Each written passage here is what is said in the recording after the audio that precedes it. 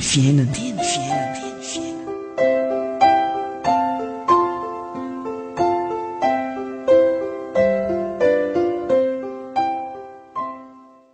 Ianao no mahalala Jehovah, tsarovy aho ka vangio.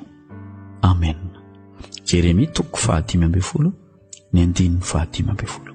Rehefa tsapan'ny mpanompon'Andriamanitra izany, indrindra fa Jeremia mpaminany, fa mirehatra ny fahatezeran'i Jehovah manoloana ny fahotan'i Israely, dia manantona azy ny mpaminany ka miteny hoe: ianao no mahalala Jehovah, tsarovy aho ka vangio. Mangataka famelan-keloka, mangataka famindram-po amin'ny Jehovah Andriamanitra ny mpanompony ny riavana, satria fantany fa Jehovah Andriamanitra mahalala ny momba azy, mahalala ny fiainany rehetra, mahalala ny adiny, mahalala ny faharerahany sy ny fahatrotrahany eo amin'ny tiazakazaka ny tany ty amin'ny fitoriana ny filazantsara. Maniry fampaherezana amin'ny Jehovah Andriamanitra izy. Mafy angeriavana ny fanenjehana izany mpaminany Jeremia izany. Ilay malaza hoe mpaminany milaza lozaka dia ala ny zanak'Israely toraham-bato, enjehana tetavina ao alatsaka ny ainy, satria tsy mahafaly ny zanak'Israely maheno ny tenin'Andriamanitra tezitra aminy, fa te andre foana hoe Andriamanitra manampy tanto foana.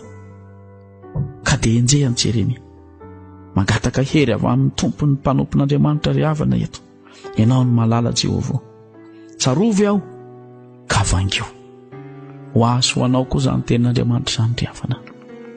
Raha misy izay tokony antorohanao amin'ity fiainana ity manoloana ny fanenjehana, taon'ny jentilisa, eny fanenjehana taon'ny namana koa aza izany, manoloana ny adi-piainana sy ny olana isan-karazany.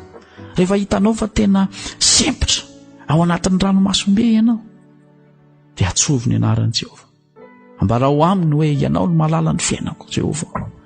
Vonjeo aho, tsarovy aho ka mivangio.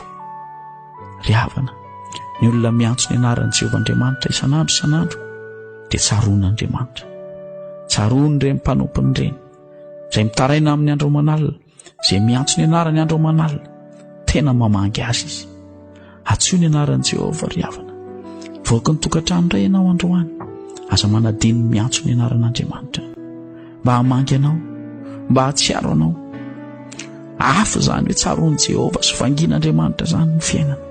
Hafa lavitra izany mihoatra noho ny fiainan'ny jentilisa, eny fa na ny fiainan'ireo kristianina izay tsy mba mahatsiaro an'Andriamanitra. Hafa tsarovy ny tenin'Andriamanitra manao hoe ataoko miavaka ny manompo ahy sy ny tsy mpanompo ahy.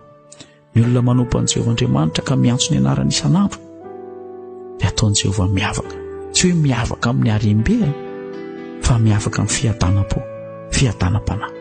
Ary inona koa moa manakana azy tsy hanome anao izay rehetra ilainao momba amin'ity fiainana ity, raha fantany fa mpanompo mahatoky, homeny anao izany. Mangatary havana fa manome anao izy, atsoa izy dia hamaly anao izy. Amen.